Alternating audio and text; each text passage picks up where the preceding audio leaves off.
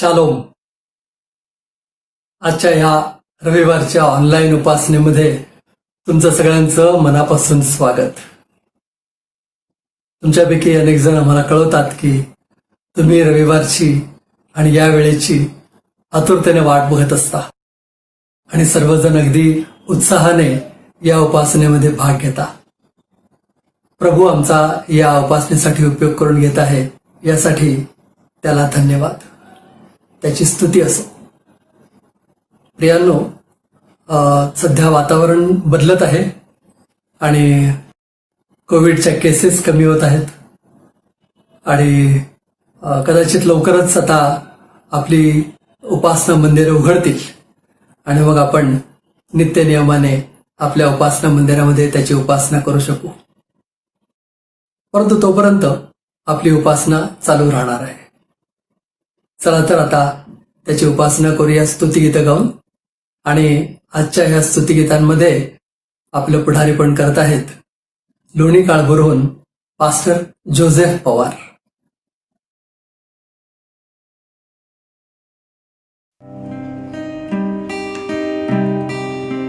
Praise the lord. ही आपण प्रभूची स्तुती करू, देवाला धन्यवाद देऊया, कारण तो महान आहे, सर्व सृष्टीचा निर्माण करता परमेश्वर आहे.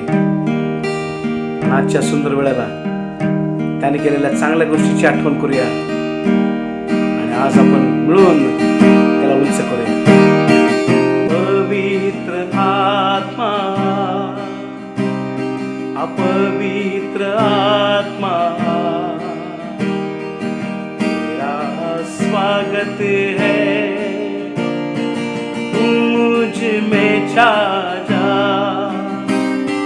पवित्र आत्मा, अपवित्र आत्मा, तेरा स्वागत है, तू मुझ में छा जा. तेरे आगे मैं हाथ उठाऊं, तेरे कदमों में शीश झुकाऊं. तेरे आगे मैं हाथ उठाऊं, तेरे कदमों में शीश झुकाऊं. तू ही दिलाता है मुक्ति और तुझ में मिलती है शक्ति. तू ही दिलाता है मुक्ति और तुझ में मिलती है शक्ति. राहों में अपने मुझको चला, जीवन भर दे मेरा. पवित्र आत्मा, पवित्र आत्मा, तेरा स्वागत है, तू मुझ में छा जा. पवित्र आत्मा, पवित्र आत्मा, तू है शांति का दाता. तूने ऐसा छू लिया है, मुझको भी बदल दिया है. तूने ऐसा छू लिया है, मुझको भी बदल दिया है.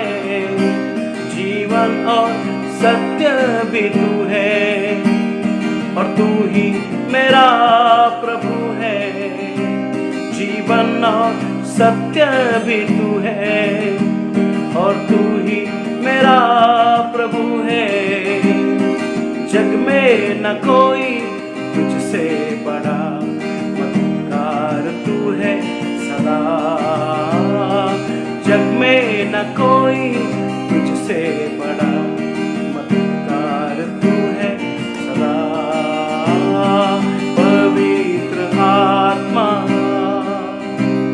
अपवित्र आत्मा,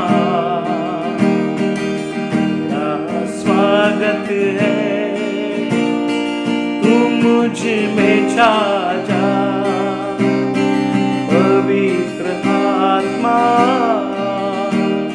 अपवित्र आत्मा,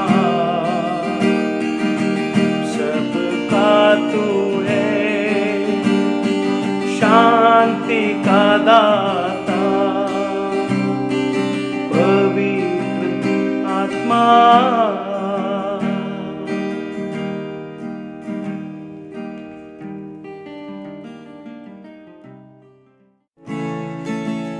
परमेश्वराने तुम्हाला मला त्याच्या प्रतिरूपात बनवलं, आपला श्वास त्याने तुम्हाला मला दिला। आणि प्रियानो, तो परमेश्वर तुमच्या माझ्या बरोबर सहभागिता करण्यासाठी नेहमी आतुरलेला असतो। आणि आज चला आपण या गीतामधून प्रभू बरोबर सहभागिता करूया। तू ही दाता विश्व विधाता, तेरी दुनिया सारी, तेरी दुनिया सारी। तू ही दाता विश्व विधाता, तेरी दुनिया सारी, तेरी दुनिया सारी।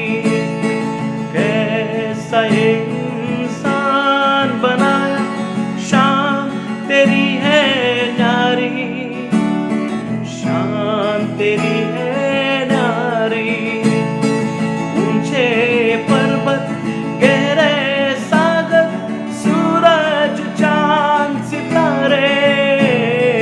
ऊंचे पर्वत गहरे सागर, सूरज चांद सितारे।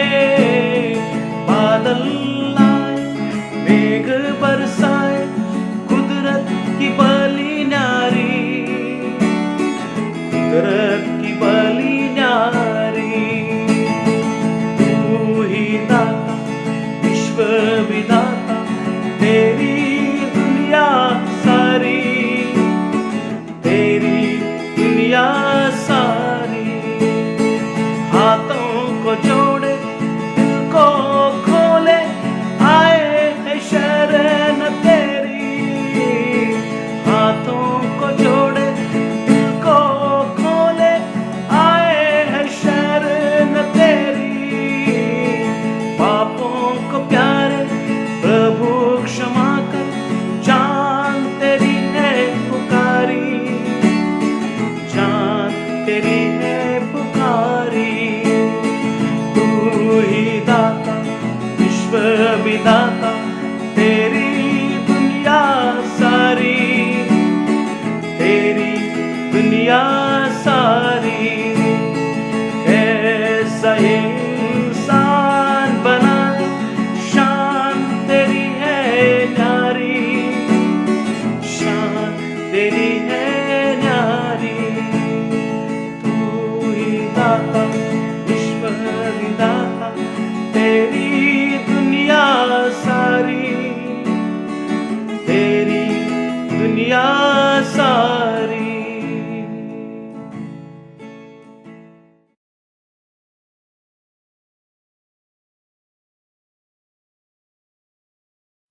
पास्टर जोसेफ, तुम्ही आमचं सुंदर रीतीनं पुढारीपण केलं प्रभूची गीतं गाण्यामध्ये, आणि किती अर्थपूर्ण गीतं होती। त्यामुळे आम्हाला प्रभूची आराधना करता आली। तुमचे मनापासून आभार। त्यामुळे यावेळेस आपण शास्त्रवचन वाचणार आहोत, आणि आजचा शास्त्रभाग वाचत आहेत पुण्याहून संगीता हिवाळे।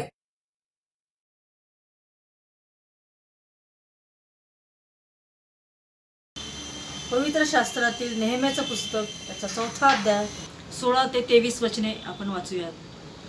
त्या दिवसापासून माझे अर्धे सेवक कामास लागत व अर्धे भाले ढाली धनुष्य चिलखते धारण करीत, आणि यहुद्यांच्या सर्व घराण्यांमागे त्यांचे सरदार उभे असत। कोट बांधणारे व भारवाहक एका हाताने काम करीत व दुसऱ्या हाताने शस्त्र धारण करीत। बांधकाम करणारे आपल्या कमरेस तलवार लावून काम करीत, रणशिंग वाजविणारा माझ्याजवळ असे।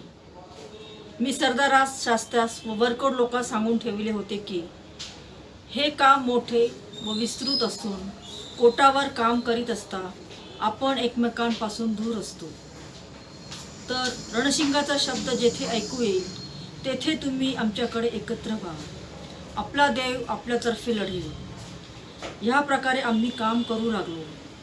त्यांच्यातले अर्धे लोक पहाटेपासून तारे दिसू लागे तोपर्यंत भाले घेऊन उभे असत। त्या समयी लोकांस मी हेही सांगितले होते की प्रत्येक मनुष्याने आपल्या दासासह यरुशलेमाच्या आतच रात्रीचे बिराडास राहावे, म्हणजे ते रात्री आमची रखवाली करीतील आणि दिवसा काम करीतील. मी आपले कपडे उतरवीत नसे. तसेच माझे भाऊबंद, माझे चाकर आणि माझ्या मागून चालणारे गारदी कोणीही आपले कपडे उतरवीत नसत. ते सर्व आपापली वस्त्रशस्त्रे हाती घेऊन पाण्याला जात. परमेश्वर ही वचने आपणासाठी आशीर्वादित करो.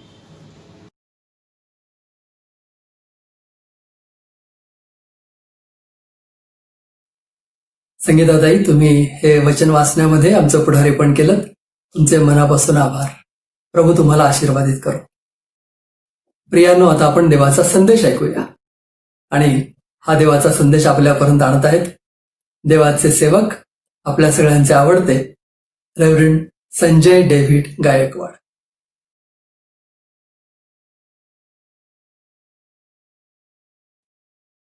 शालोम. कसे आहात आपण सर्व? प्रभू आम्हाला सर्वांना अत्यंत अद्भुत रीतीने सांभाळत आहे. प्रभू आमची काळजी घेत आहे. प्रभू आम्हाला आरोग्य देत आहे. त्याबद्दल आपण सर्व मनापासून प्रभूला धन्यवाद देऊया. काही आनंदाच्या गोष्टी आमच्या आजूबाजूला घडत आहेत, त्याबद्दल आपण प्रभूला धन्यवाद देऊया. जरी अत्यंत कठीण दिवसांमधून आपण जात आहोत, तरी सुद्धा प्रभू आपलं सहाय्य करत आहे. प्रभू त्याची कृपा आम्हाला पुरवत आहे. खरोखर प्रभू किती चांगला आहे याचा अनुभव आपण घेत आहोत आणि त्याबद्दल आपण प्रभूला धन्यवाद देऊया. काल टी व्हीवरच्या बातम्या पाहत असताना एक चांगली बातमी ऐकायला मिळाली की करोना वाढीचा वेग आता कमी होत आहे. विशेषतः पुण्यामध्ये, पुणे जे संपूर्ण भारतामध्ये हॉटस्पॉट झालं होतं, पुण्यामध्ये आता रुग्ण कमी होत आहेत. रुग्ण वाढीची संख्या कमी झालेली आहे, वेग कमी झालेला आहे. म्हणजे काही प्रमाणात त्यावर नियंत्रण आपल्याला मिळालेलं आहे. त्याबद्दल आपण प्रभूला धन्यवाद देऊया की प्रभूनं आमचं सहाय्य केलं, आमचा बचाव केला, आमचं संरक्षण केलं आणि तो आमची काळजी घेते. त्याबद्दल आपण प्रभूला मनापासून धन्यवाद देऊया. परंतु एक अत्यंत दुःखदायक गोष्ट मागच्या आठवड्यामध्ये झाली आणि ती म्हणजे अतिवृष्टी. संपूर्ण महाराष्ट्रामध्ये आणि बेळगाव आणि कर्नाटकामध्ये आणि इतर ठिकाणी सुद्धा अतिवृष्टीनं लोकांचे प्रचंड हाल झाले. विशेषतः टी व्हीवर ते दाखवत होते की शेतकऱ्यांची शेतं वाहून गेली. शेतकऱ्यांनी जे काही पीक घेतलेलं आहे, रोपं जी वाढलेली आहेत, सोयाबीन, कापूस, ऊस, कांदा, अशी अनेक पिकं संपूर्णपणे त्या पिकांचा नाश झाला. आणि पहा, शेतकऱ्यांच्या जीवनासाठी हे अत्यंत भयंकर अशी गोष्ट आहे. आम्हाला माहीत आहे की महाराष्ट्रामध्ये शेतकऱ्यांची आत्महत्या ही एक प्रचंड मोठी समस्या आहे आणि मीडियामध्ये आणि सरकार इतर अनेक गोष्टींवर चर्चा घडवून आणतं. परंतु जे शेतकरी आत्महत्या करत आहेत ते का करत आहेत, त्यांना कशा प्रकारे मदत करता येईल, त्यांच्या मागे पुष्कळदा बँकांचा, सावकारांचा तगादा असतो कर्ज फेडण्यासाठी. आणि त्याला कंटाळून कर्ज फेडता न आल्यामुळे, आणि कर्ज काय 5,000, 10,000, 20,000 अशी कर्ज फेडता न आल्यामुळे काही शेतकरी आत्महत्या करत आहेत. हे भयंकर आहे. पहा, प्रभूनं आम्हाला सर्व काही पुरवलं आहे, आम्हाला आशीर्वाद दिला आहे म्हणून आम्ही अत्यंत आनंदामध्ये, सुखामध्ये आहोत. परंतु जे आमच्यासाठी शेतामध्ये श्रम करतात, जे आमच्यासाठी अन्न पिकवतात, आपल्या जीवाची बाजी ते लावतात, कष्ट करतात. मी स्वतः अनेकदा शेतावर गेलो आहे. आमचं शेत नगर जिल्ह्यामध्ये आहे आणि पुष्कळदा पप्पांबरोबर, माझे मोठे बंधू सारंग यांच्याबरोबर मी अनेकदा शेतावर गेलो आहे. आणि शेतकरी धान्य पिकवण्यासाठी किती प्रचंड कष्ट घेतात हे मी डोळ्यांनी पाहिलेलं आहे. माझे बंधू सारंग यांना शेताची प्रचंड आवड होती. त्यांची खूप इच्छा होती की आपण आपलं शेत पुष्कळ डेव्हलप करावं, चांगली चांगली पिकं घ्यावीत, आणि त्यासाठी ते नेहमी धडपड करायचे. त्यांच्या इतका आम्हाला शेती करण्यामध्ये इंटरेस्ट नव्हता, मी किंवा पीटर. परंतु आमचे बंधू सारंगदादा यांना अतिशय शेतीविषयी प्रेम होतं आणि शेतामध्ये काही काही करत राहायचं यासाठी ते सारखे धडपड करायचे. एकटेच जायचे, राहायचे गावामध्ये, आणि आपल्या शेताचा उपयोग कसा होईल, धान्य कसं पिकवता येईल या दृष्टिकोनातून त्यांचे सारखे प्रयत्न चालू होते. आणि आम्ही हे फार जवळून पाहिलेलं आहे की शेतकरी किती समस्यांना तोंड देतो. आणि मला असं वाटतं की सरकार किंवा सामाजिक संस्था या ज्या पद्धतीनं या समस्येकडे त्यांनी पाहायला हवं त्या प्रकारे पाहत नाहीत, आणि त्यामुळं शेतकऱ्यांचे हाल होत आहेत. आणि आम्ही शेतकऱ्यांसाठी विशेष प्रार्थना करण्याची गरज आहे. आणि जर आम्हाला कोणाला शक्य असेल तर एखाद्या शेतकऱ्याला जर आपण एखादी काही मदत करू शकलो तर त्या दृष्टिकोनातून सुद्धा मला असं वाटतं या दिवसामध्ये आपण प्रयत्न करायला हवेत. मी प्रत्येक वेळेला जेव्हा जेवताना प्रार्थना करतो, जेवण्याआधी जेव्हा मी प्रार्थना करतो, त्यावेळेस आता मला ही सवय लागली आहे की मी आपल्या कुटुंबासाठी, आपल्या प्रियजनांसाठी प्रार्थना करतो, आणि त्याचबरोबर शेतकऱ्यांसाठी प्रार्थना करतो की शेतकरी शेतामध्ये राबतात, कष्ट करतात, त्यामुळं आम्हाला आमच्या टेबलावर जेवण मिळतं. पुष्कळदा आपण जेव्हा भाजी आणायला जातो तेव्हा 1 रुपयासाठी, 5 रुपयासाठी आपण किती घासाघीस करतो, नाही का? कमी दरामध्ये कशी भाजी मिळेल यासाठी आपण प्रयत्न करतो. परंतु मी हा विचार करतो की शेतकरी ते अन्न पिकवण्यासाठी किती कष्ट करत आहे, आणि त्याला पुष्कळदा त्याचा मोबदला मिळत नाही. पुष्कळदा हे व्यापारी किंवा दलाल हे शेतकऱ्याच्या जीवावर मजा करतात, त्याचा फायदा घेतात, त्याच्यामध्ये त्यांना पुष्कळ नफा होतो. परंतु जे शेतकरी खरे कष्ट करतात पुष्कळदा त्यांच्यापर्यंत हा पैसा पोहोचत नाही, त्यांच्यापर्यंत पुष्कळदा सरकारी योजना सुद्धा पोहोचत नाही. ही आपल्या भारतामधील अत्यंत कटू सत्य आहे, अत्यंत वाईट विदारक अशी परिस्थिती आहे. आणि मला असं वाटतं की मंडळी या नात्यानं, विश्वासणारे या नात्यानं या बाबतीमध्ये आम्ही काहीतरी पावलं उचलायला हवे. आणि जर प्रभू आपल्याला प्रेरणा देत आहे तर आपल्या भागामध्ये आपल्याला शेतकऱ्यांसाठी जे काही करता येईल ते आपण जरूर करावं अशी माझी आपल्याला विनंती आहे. आम्ही आपल्या प्रार्थनेमध्ये आमच्या शेतकरी बांधवांसाठी प्रार्थना करण्याची अत्यंत गरज आहे, आणि ते आवाहन मी आपल्याला करू इच्छितो. आपल्यापैकी अनेक जण आपल्या प्रतिक्रिया, आपले अनुभव आणि प्रभू आपल्याला कसा आशीर्वाद देत आहे याविषयी आपण आम्हाला लिहिता. आमचा जो व्हॉट्सॲप ग्रुप आहे त्याच्यामध्ये अनेक जण आपल्या भावना, आपले विचार व्यक्त करतात. काही जण मला फोन करतात आणि मेसेजेस पाठवतात, आणि त्यामधून खूप उत्तेजन मिळत आहे की नेहम्याच्या पुस्तकाचा हा अभ्यास आम्हा सर्वांसाठी खूप आशीर्वादाचा ठरत आहे. आमच्यापैकी अनेक जण नेहम्याच्या पुस्तकाचा अभ्यास कदाचित पहिल्यांदाच करत आहोत. मंडळीमध्ये, चर्चमध्ये पुष्कळदा एक तर उत्पत्ती किंवा प्रगटीकरण किंवा स्तोत्र, आणि मग शुभवर्तमान यावर जास्त भर दिला जातो, त्यावर पुष्कळ प्रवचन केलं जातं, अभ्यास केला जातो.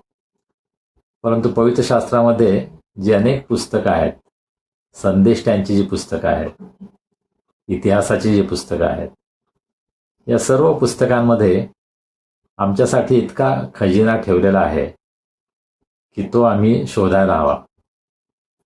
आणि प्रभू या दिवसामध्ये आम्हाला मार्गदर्शन करत आहे, त्याची कृपा पुरवत आहे. मला स्वतःला कधी कधी फार आश्चर्य वाटतं की प्रभू कशा नवीन नवीन गोष्टी मला प्रगट करतो, मला दाखवतो.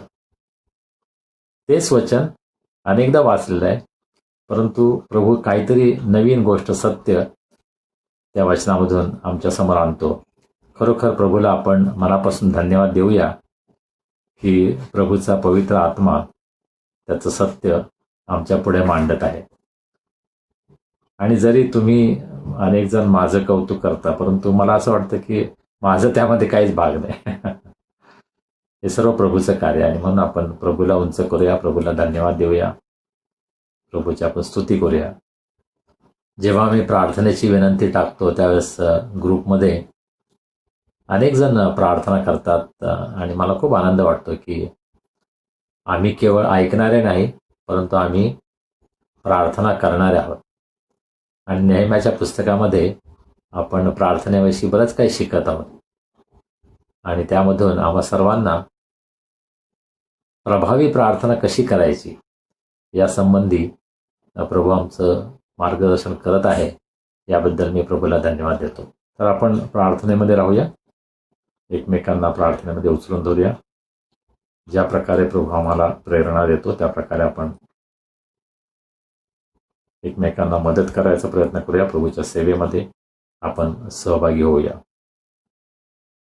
मी मागच्या वेळेस कदाचित ही विनंती आपल्याला केली होती की बंधू अशोक हिवाळे यांच्यासाठी आपण विशेष प्रार्थना करा. त्यांना स्पॉन्डेलायटिसचा जो त्रास आहे त्यामुळे त्यांना त्यांचं लिखाणाचं काम हे नेहमीप्रमाणे करता येत नाही.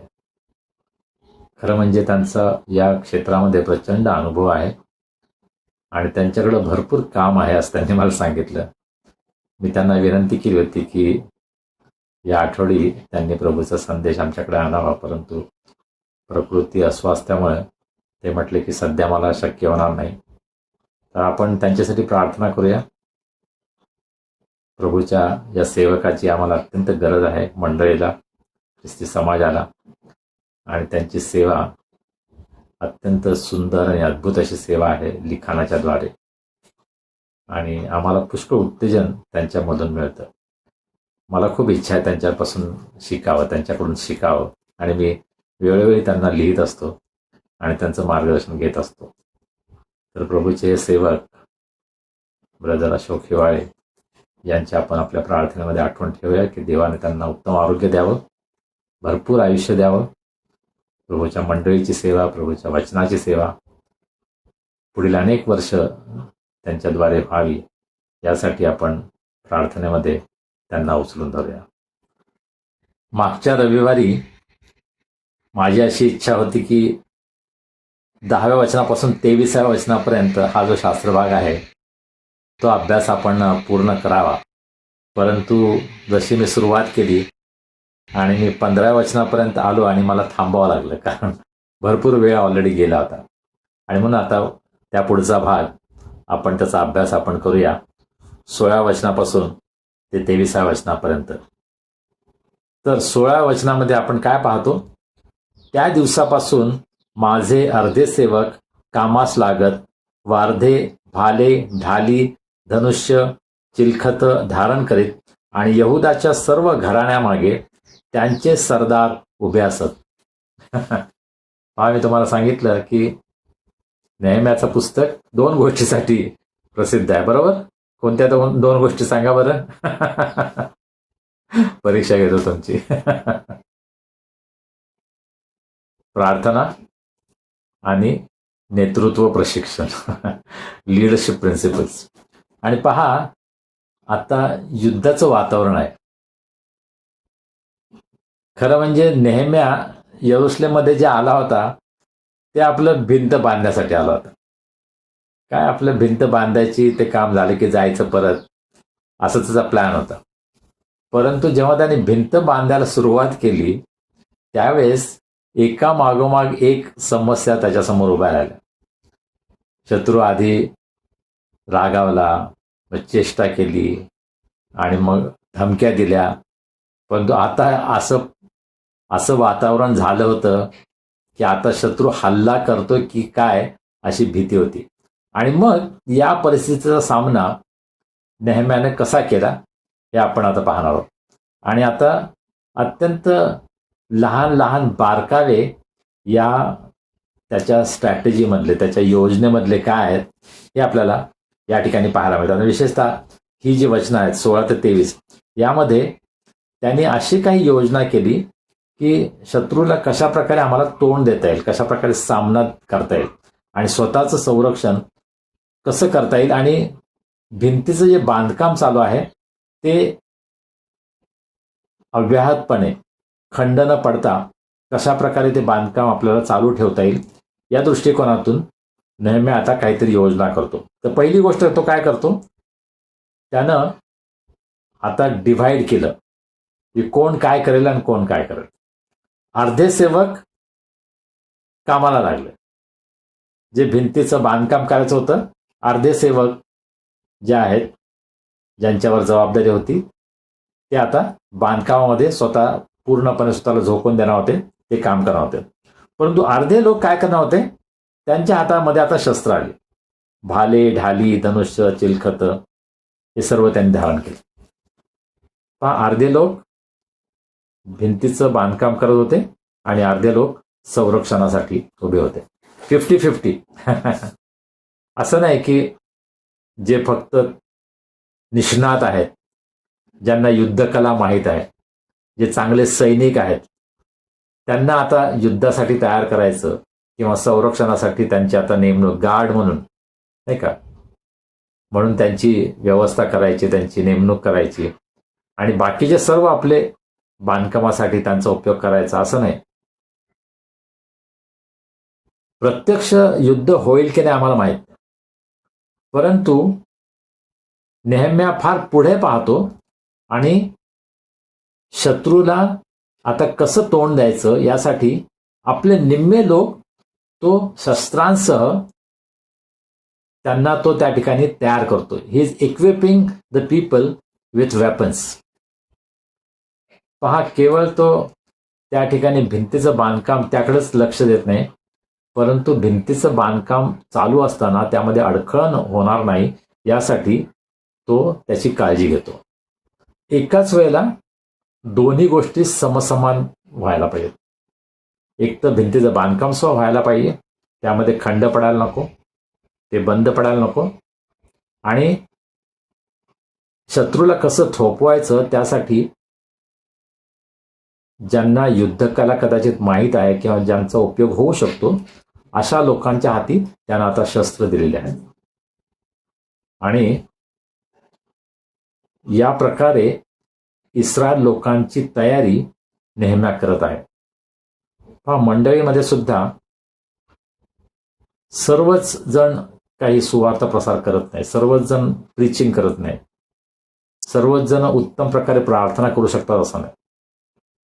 प्रत्येकाला वेगळ्या प्रकारचं दान असतं. व आमच्या वैयक्तिक जीवनामध्ये आम्ही सर्वच प्रार्थना करतो, आम्ही सर्वच प्रभूची सेवा करतो, परंतु काही विशिष्ट जबाबदाऱ्या असतात की त्यासाठी लोकांची तयारी करावी लागते, त्यांच्या हातामध्ये शस्त्र द्यावे लागतं.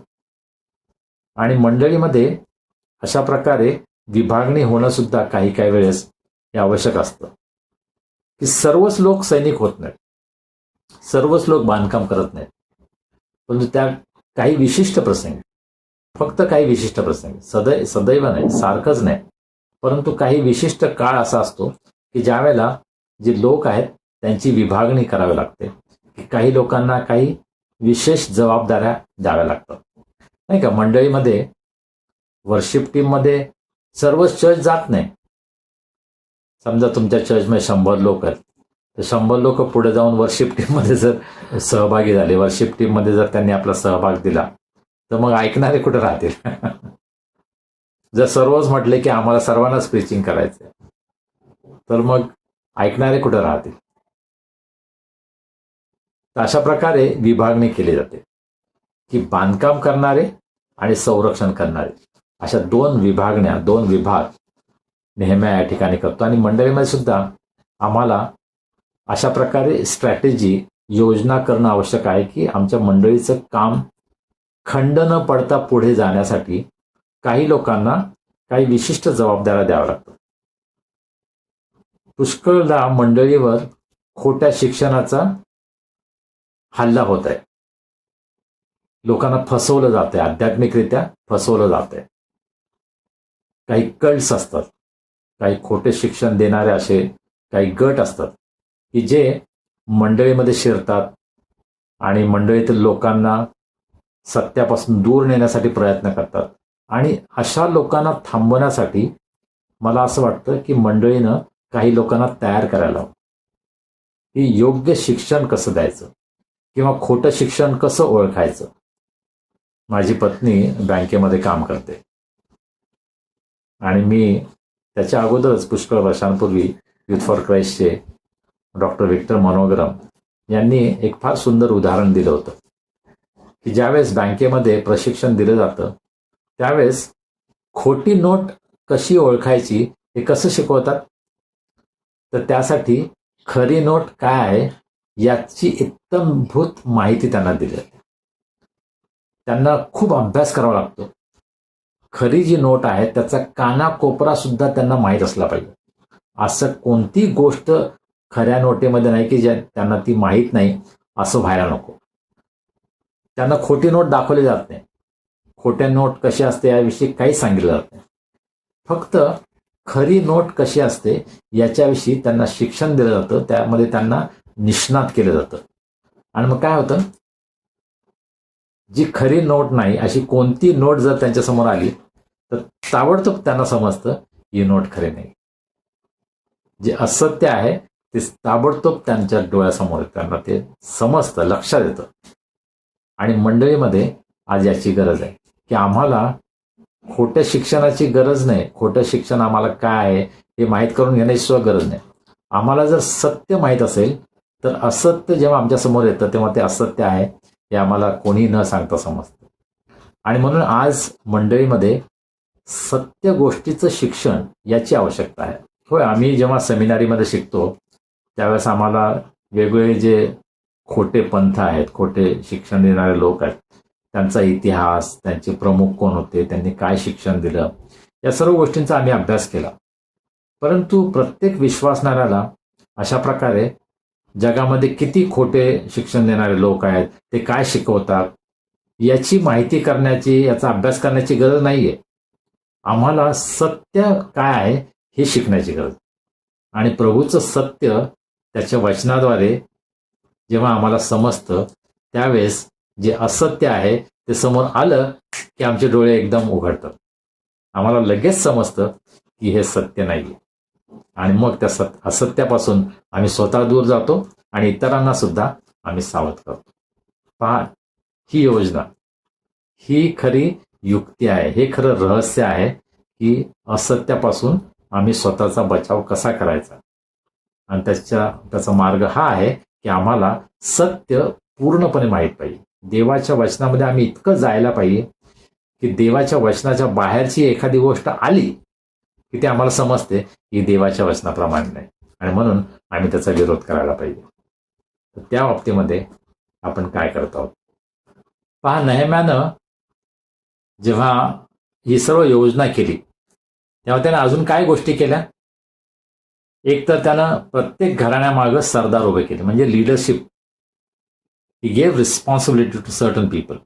काही लोकांना जे सरदार होते, ज्यांना कदाचित नेतृत्वाचा अनुभव आहे, ज्यांना युद्धाचा अनुभव आहे, परिस्थिती कशी हाताळायची याचा अनुभव आहे, त्यांना त्यानं उभं केलं यासाठी की लोकांना उत्तेजन मिळावं, लोकांना धीर मिळावा आणि लोकांनी निराश होऊ नये, घाबरून जाऊ नये म्हणून काही लोकांवर विशेष जबाबदारी देण्यात आली होती, जे आपल्या मंडळीमध्ये सुद्धा होणं आवश्यक आहे.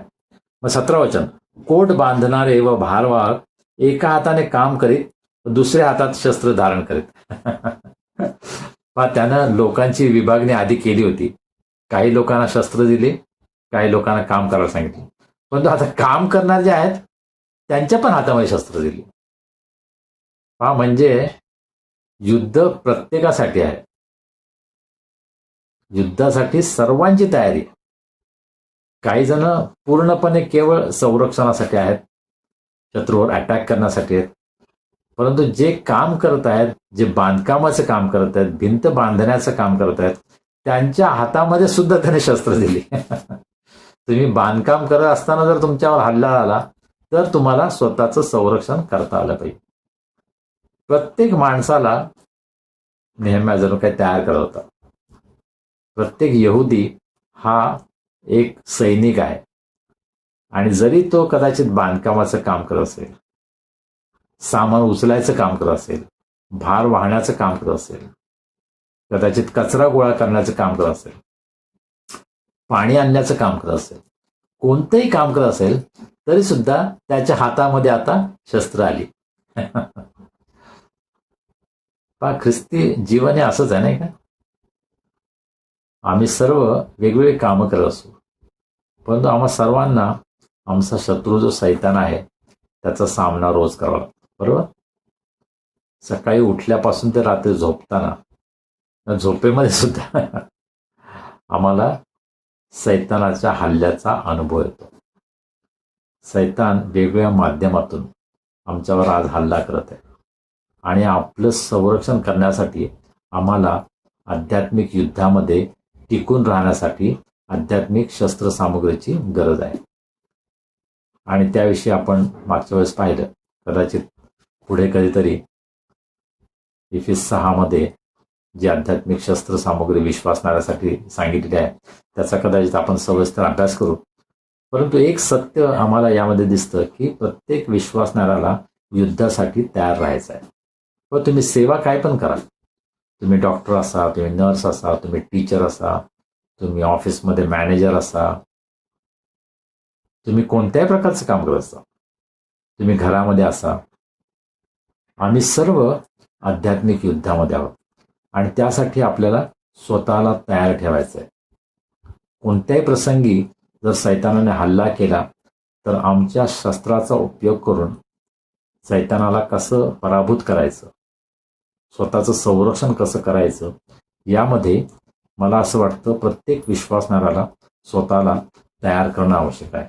आम्ही कोणी असं म्हणू शकत नाही, नाही मला कुठं युद्धावर जायचं, मला कुठं काय प्रीचिंग करायचं, मला कुठं मंडळीची सेवा करायची, मी आपलं सर्वसामान्य सभासद आहे, असं नाहीये. ख्रिस्ताच्या मंडळीचे प्रत्येक अवयव, ख्रिस्ताच्या मंडळीचा प्रत्येक सभासद हा ख्रिस्ताचा सैनिक आहे. आणि जरी आम्ही पूर्णवेळ सैनिक नसू तरी सुद्धा ज्या कामामध्ये आम्ही आहोत त्या कामामध्ये असताना सुद्धा स्वतःचं संरक्षण करण्यासाठी आम्हाला सिद्ध राहणं, तयार असणं आवश्यक आहे. आणि या दिवसामध्ये या गोष्टीचा आपण विचार करूया की ते आम्ही करत आहोत का. कोट बांधणारे आणि भारवाहक एका हाताने काम करत आणि दुसऱ्या हातात शस्त्रे धारण करत. त्याचा उपयोग पुढे त्यांना कशा रीतीने झाला किंवा झाला नाही ते आपण नंतर पाहूया, परंतु त्यांची तयारी होते. आणि म्हणून आम्हा प्रत्येकांना प्रभूच्या वचनामध्ये, प्रभूचं वचन जी दुधारी तलवार आहे ती कशी वापरायची, त्याचा उपयोग कसा करायचा, यासाठी आम्हा सर्वांना तयार होण्याची गरज आहे. आणि त्यासाठी आम्हाला कदाचित प्रशिक्षणाची गरज आहे. वचनाचा अभ्यास कसा करायचा, वचन वाचायचं कसं, मी तुम्हाला मागच्या वेळेस हे सांगितलं आणि मी नेहमी सांगत असतो की पुष्कळदा आम्हाला वचन वाचायचं कसं हे सुद्धा माहीत नाही. आणि आम्ही सर्व, मी सुद्धा वचन वाचत असताना सुद्धा आम्ही चुका करतो. मला कोणाला दोष द्यायचा नाही, परंतु पहा आम्ही अनेकांना सांगतोय की वचन वाचा आणि आपल्याला फरक दिसतो. काही जण कसं वचन वाचतात, काही जण अत्यंत फ्लुएंटली वाचतात, न अडखळता वाचतात, काही जण अडखळतात, काही जण घाबरतात, काही जण गोंधळतात.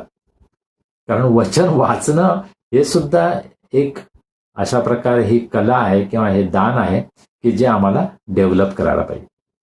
आणि माझी इच्छा आहे की प्रत्येकानं प्रत्येकाला वचन वाचता आलं पाहिजे पब्लिकली. आपण वैयक्तिकरित्या वाचन करतो ते ठीक आहे, परंतु इतरांसमोर देवाचं वचन कसं वाचायचं या संबंधाने सुद्धा मला असं वाटतं की आपण शिकण्याची गरज आहे.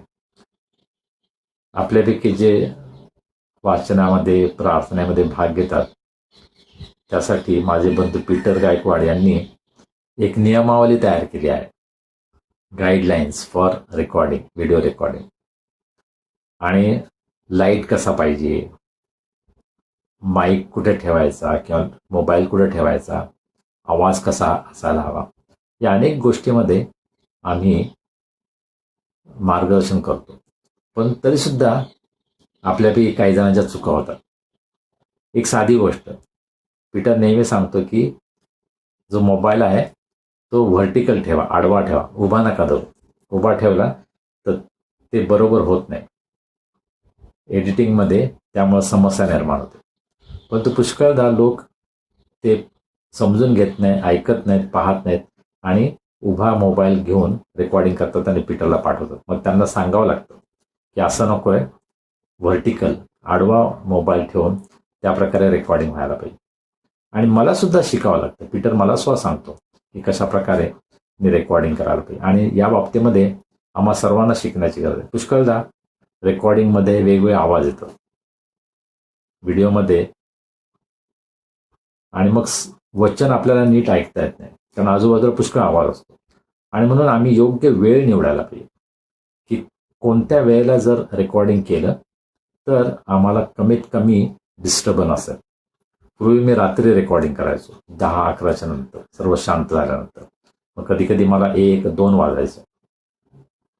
मग मला जागरण व्हायचं, म्हणून मग मला घरच्याने सांगितले की इतका वेळ जागरण करू नका. मग मी आता सकाळी सुरुवात केली.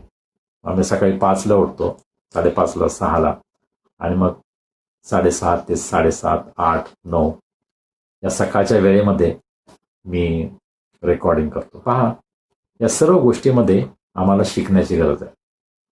आणि मला तुम्हाला ही विनंती करायची आहे, मला तुम्हाला हे आवाहन करायचं आहे की आपण ख्रिस्ती विश्वासाच्या बाबतीमध्ये, ख्रिस्ती जीवनाच्या बाबतीमध्ये आम्ही किती वयाने मोठे असलो तरी आम्हा सर्वांना शिकण्याची गरज आहे.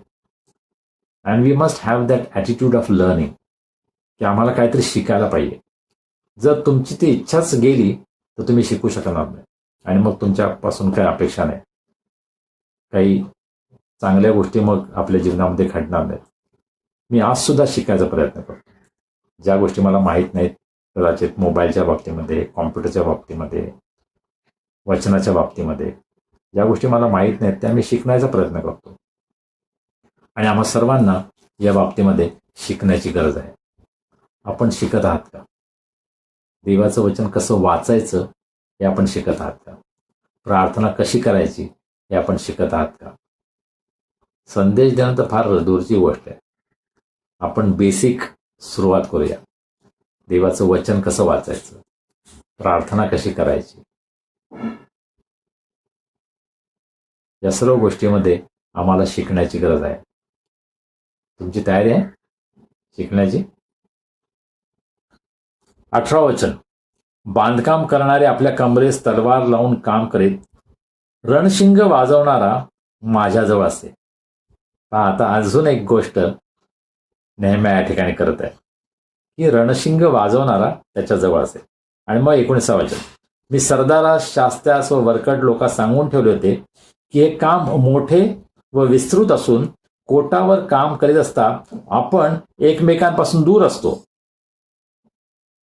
वचन 20, तर रणशिंगाचा शब्द जेथे ऐकू येईल तेथे तुम्ही आमच्याकडे एकत्र व्हा, आपला देव आमच्यातर्फे लढेल.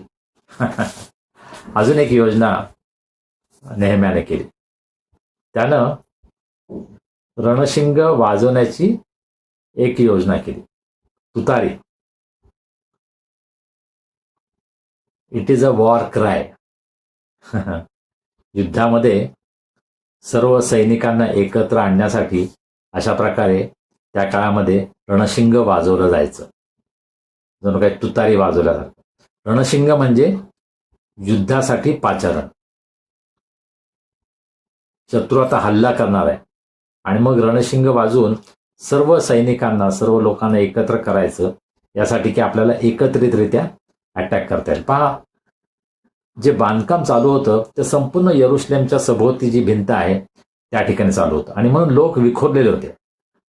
परंतु जर एखाद्या ठिकाणी शत्रूचा हल्ला झाला तर त्याला कशा प्रकारे तोंड द्यायचं, कशा प्रकारे सामना करायचा, कशा प्रकारे त्याला उत्तर द्यायचं, शत्रूवर जर हल्ला करायचा असेल तर त्यासाठी एकत्र येण्याची गरज आहे.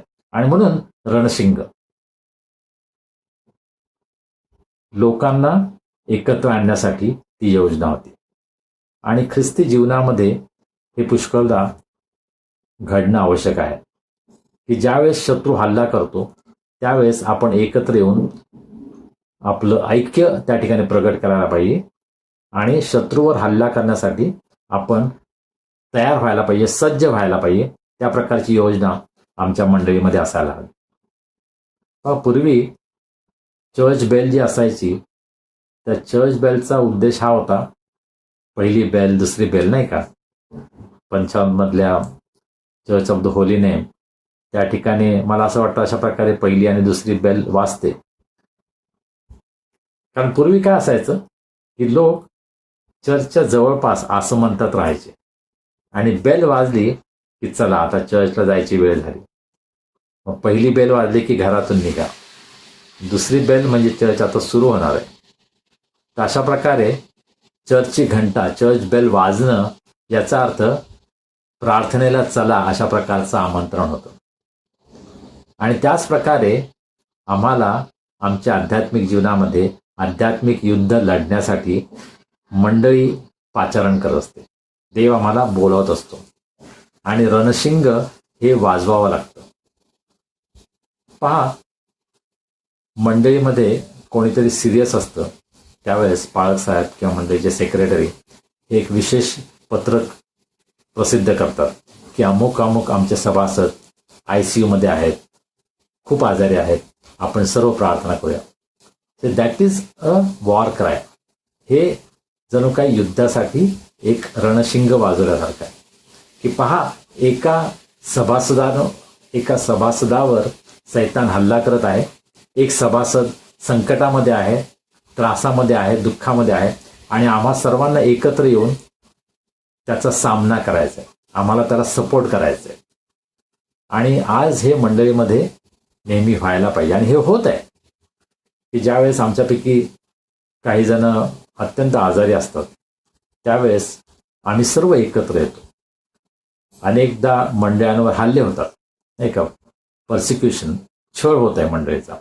आणि काही आपल्यामध्ये ग्रुप्स आहेत, ADF सारखे किंवा पर्सिक्युशन रिलीफ असे काही संघटना आहेत, EFI, NCCI अशा काही संघटना आहेत, संस्था आहेत की ज्या ख्रिस्ती विश्वासणाऱ्यांना एकत्र आणण्यासाठी प्रयत्न करतात. की जेव्हा मंडळीवर हल्ला होतो, एखाद्या पालकावर हल्ला होतो, त्यावेळेस सर्वांनी एकत्र येणं हे आवश्यक आहे. आणि आमचं युद्ध हे आध्यात्मिक युद्ध आहे, हे सैतानाबरोबरचं युद्ध आहे, आकाशातील दुरात्मा समूह यांच्याबरोबर आमचं युद्ध आहे. आणि म्हणून आम्ही गुडघ्यावर येऊन हे युद्ध करतो. आम्ही एखादी तलवार, बंदूक, लाठ्या, काठ्या जसं अनेक धर्मामध्ये अनेक लोक करत आहेत आज, अशा प्रकारे इतरांवर हल्ला करण्यासाठी काही वेळेला प्रशिक्षण दिलं जातं. परंतु आज विश्वासणारे आम्ही युद्ध कुठे करतो? आमच्या गुडघ्यावर येऊन, आपल्या घरामध्ये. आणि आज अनेक विश्वासणारे हे मृत्यूपासून वाचले आहेत, आजारापासून वाचले आहेत, कारण अनेकांनी त्यांच्यासाठी प्रार्थना केल्या. मला स्वतःला अनुभव, माझ्यासाठी अनेकांनी प्रार्थना केल्या. जेव्हा मी त्रासामध्ये होतो, दुःखामध्ये होतो, संकटामध्ये होतो, त्यावेळेस मी अनेक लोकांना विनंती करतो.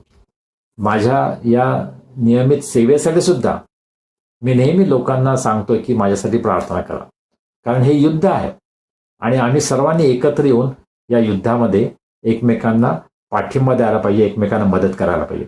आणि आपण सर्व या युद्धामध्ये एकमेकांच्या बरोबर उभे राहतो, एकमेकांना प्रार्थनेद्वारे प्रभूसमोर उंच करतो, प्रभूच्या दयासनासमोर आपण इतरांना उंच करतो, आपण मध्यस्थी करतो. आणि ही युद्धाची एक योजना आहे. This is the strategy of a war. आम्ही सर्व आध्यात्मिक युद्धामध्ये आहोत आणि अशा प्रकारे आपण सैतानाचा सामना करत आहोत. आपण त्यामध्ये काय करतात? आपण सामील होत आहे युद्धामध्ये? आपला पाठिंबा, आपलं सहकार्य, आपले पालक, आपले एल्डर्स, आपले जे वडील आहेत त्यांना आपण या बाबतीमध्ये देता का? प्रार्थना करण्याची जेव्हा विनंती येते त्यावेळेस आपण प्रामाणिकपणे विश्वासूपणे प्रार्थनेमध्ये मध्यस्थी करता लोकांसाठी. 20व्या वचनाचा दुसरा भाग फार सुंदर आहे. तर रणशिंगाचा शब्द जेथे ऐकू येईल तेव्हा तुम्ही आमच्याकडे एकत्र व्हा. आपला देव आपल्यातर्फे लढेल. पहा, नेहम्या सर्व योजना करत आहे, लोकांना तयार करत आहे, परंतु एक सत्य तो पुन्हा पुन्हा त्यांच्यासमोर ठेवत आहे की आपला देव आपल्यातर्फे लढेल. होय, आम्हाला युद्धासाठी तयार राहायचं आहे, आम्हाला प्रशिक्षण घ्यायचं आहे, आम्हाला सज्ज राहायचं आहे, आम्ही युद्धामध्ये भाग घ्यायचा आहे. परंतु सर्वांच्या वर एक सत्य हे आहे की देव आमच्यातर्फे लढणार आहे. पहा, धीर देणारी, उत्तेजन देणारी आमच्यासाठी गोष्ट ही आहे की होय, आम्हाला हे युद्ध करायचं आहे, परंतु युद्ध कोण करणार आहे? देव आपल्यातर्फे लढेल. आणि इस्रायल लोकांचा हा इतिहास आहे. इस्रायल राष्ट्राची सुरुवात झाली तेव्हापासून इस्रायलाला हा अनुभव होता की देव आमच्यातर्फे लढेल. आणि केवळ इस्रायलालाच अनुभवता असं नाही, पण त्यांच्या शत्रूंना सुद्धा माहित होतं की यांच्या बाजूने देव आहे, देव यांच्यातर्फे लढत आहे. आणि म्हणून ते गर्भगळीत व्हायचे, ते घाबरून जायचे, त्यांचा पराभव व्हायचा, ते पळ काढायचे, कारण त्यांना हे सत्य माहीत होतं की यांचा देव यांच्यातर्फे लढत आहे. किती सुंदर गोष्ट नाही का? तुमच्या आणि माझ्यासाठी ही किती उत्तेजन देणारी गोष्ट आहे की आपला देव आपल्यातर्फे लढेल. आम्हाला युद्धासाठी सज्ज राहायचंय, परंतु हे सत्य आम्हाला नेहमी लक्षात ठेवायचंय की आमच्यातर्फे लढणारा देव आहे. माझ्यातर्फे, तुमच्यातर्फे, आम्हा प्रत्येकाच्या जीवनामध्ये हे सत्य आम्ही आपल्या डोक्यामध्ये, आपल्या मनामध्ये अशा प्रकारे बिंबवायला पाहिजे, ठसवायला पाहिजे की प्रत्येक प्रसंगी आम्ही ज्यावेळेस आध्यात्मिक युद्धामध्ये आहोत, मानसिक संकटामध्ये आहोत, त्यावेळेस आमच्यासाठी लढणारा आमचा देव आहे. हे सत्य आपल्याला माहीत आहे का? किंवा माहीत असून उपयोग नाही, त्याच्यावर आमचा विश्वास आहे का? अनेक ख्रिस्ती विश्वासणारे हे पराभूत जीवन जगत आहेत, भीतीमध्ये जीवन जगत आहेत, निराशेचं जीवन जगत आहेत, कारण हे सत्य त्यांना समजलेलं नाही की या युद्धामध्ये देव स्वतः माझ्याबरोबर लढत आहे. प्रभू येशू ख्रिस्तानं जे मला अभिवचन दिलेलं आहे की पहा, मी सदोदित तुम्हाबरोबर आहे, ते केवळ आमच्याबरोबर एका बुजगावण्यासारखा तो उभा राहणार नाहीये, परंतु तो शूरवीर आहे, तो विजयी वीर आहे. त्यानं मृत्यूवर विजय मिळवलेला आहे, सैतानावर विजय मिळवलेला आहे. आणि तो मला म्हणतो की मी तुझ्याबरोबर आहे, आणि तो मला हे सांगतो की मी तुझ्यासाठी लढणार आहे. What a privilege. Praise the Lord. Hallelujah. माझ्यासाठी लढणारा देव माझ्याबरोबर आहे. हालेलुया. पहा, किती अद्भुत सत्य नाही काय? परंतु दुःखाची गोष्ट ही आहे की आम्ही अनेक जण याचा अनुभव घेत नाही. आम्ही म्हणतो देव कुठे आहे? देव माझ्या प्रार्थनेला उत्तरच देत नाही, देव माझी प्रार्थना ऐकतच नाही. अशा प्रकारे अनेक वेळेला आपण देवाला दोष देतो. मी अनेक लोकांसाठी प्रार्थना करतो, परंतु माझ्या प्रार्थनेमध्ये मी अपेक्षा करतोय की त्यांनी सुद्धा माझ्याबरोबरच तो विश्वास प्रगट करावा की देव माझी प्रार्थना ऐकणार आहे. या दिवसामध्ये, या कोरोनाच्या वातावरणामध्ये एक मोठं संकट लोकांवर हे आहे की लोक निराशेच्या गर्तेमध्ये जातात. People are getting depressed, they are going in depression. पुष्कळ वर्षांपूर्वी आमचे एक अत्यंत चांगले मित्र जे आता अमेरिकेमध्ये असतात, त्यांचा मुलगा नेथन, तो डिप्रेशनमध्ये गेला आणि त्यानं आत्महत्या केली. एका मिशनरीचा मुलगा, परंतु तो अशा प्रकारे डिप्रेशनमध्ये गेला. त्याला हे सत्य समजण्याची गरज होती, त्या सत्याचा अनुभव त्याने घ्यायची गरज होती की देव माझ्याबरोबर आहे, देव हे युद्ध लढणार आहे. परंतु पहा, तो पराभूत झाला. आणि अनेक विश्वासणाऱ्यांच्या जीवनामध्ये सैतान ही गोष्ट करतो, माझ्या जीवनामध्ये करतो, तुमच्या जीवनामध्ये करतो. आमच्या जीवनामध्ये सैतान निराशा आणतो.